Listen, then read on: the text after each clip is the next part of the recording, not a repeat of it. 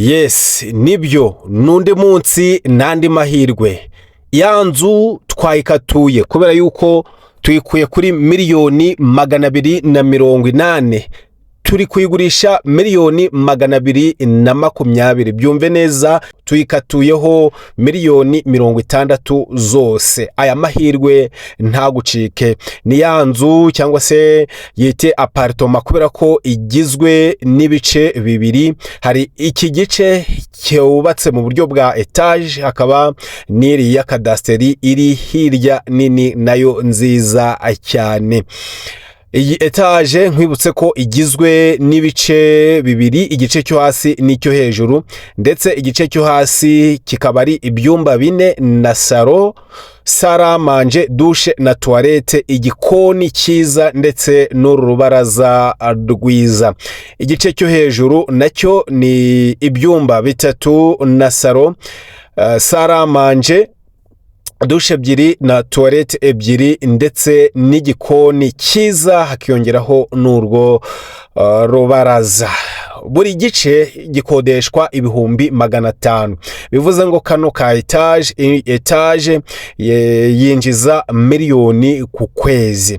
Hanyuma iriya nzu ya kadasteri nini cyane, nayo ifite ibyumba 4 na salo, douche 2 na toilette 2 mu nzu, ndetse saramanje na salo na ruriya rubaraza.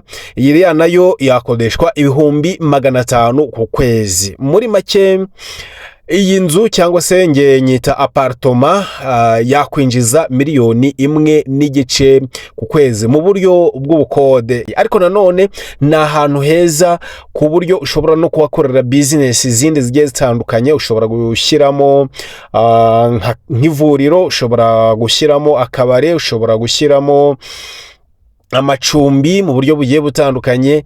Ni ahantu heza cyane, business yose wahakorera byakunda kubera yuko hafite na parking ishobora kwakira imodoka hagati yenye n'eshanu. Ahangaha bahita Ikaruruma. Iyi nyubako cyangwa se iyi apartment iherereye ni Ikaruruma. Nimba uri interested, waba uri mu Rwanda, waba uri mu mahanga, waba uri umunyamahanga, nyandikira kuri iyo nimero ureba muri screen yawe, hanyuma ubundi tuguhuze n'uyu mutungo, dore ko na ahantu hafite view nziza cyane. View yaho nuko nguko igaragara.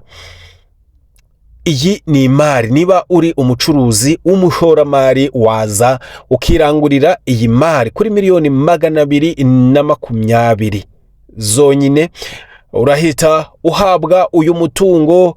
Icyangombwa cyawo kirahari kandi kirihariye ku buryo numara kugura urahita ukorerwa mutation ako kanya. Uyu mutungo ugahita ukwandikwaho 2K13 Business Limited. Aba ni abanyamwuga mu by'ubwubatsi kubera ko batanga serivisi z'ibyangombwa byo kubaka, bagatanga serivisi zo gusana, kuvugurura no kongeresha icyangombwa. Batanga kandi serivisi zo gupima ubutaka, bakora ibijyanye no kumenyekanisha imisoro ya Rwanda Revenue Authority, bakora kandi ibishushanyo by'inyubako zitandukanye, banakora igenagaciro ry'imitungo, bakanubakisha amazu ndetse bakanavugurura amazu. Batanga serivisi zo gukata ibibanza, batanga serivisi za banki ndetse n'ubujyanama ku mishinga yo kubaka, banatanga serivisi zose z'irembo. Aba banyamwuga 2K13 Business Limited wabahamagara kuri iyo nimero ureba kuri screen yawe, cyangwa ukabandikira kuri email kaconstruction418@gmail.com. 2K13 Business Limited, ubunyamwuga mu bwubatsi.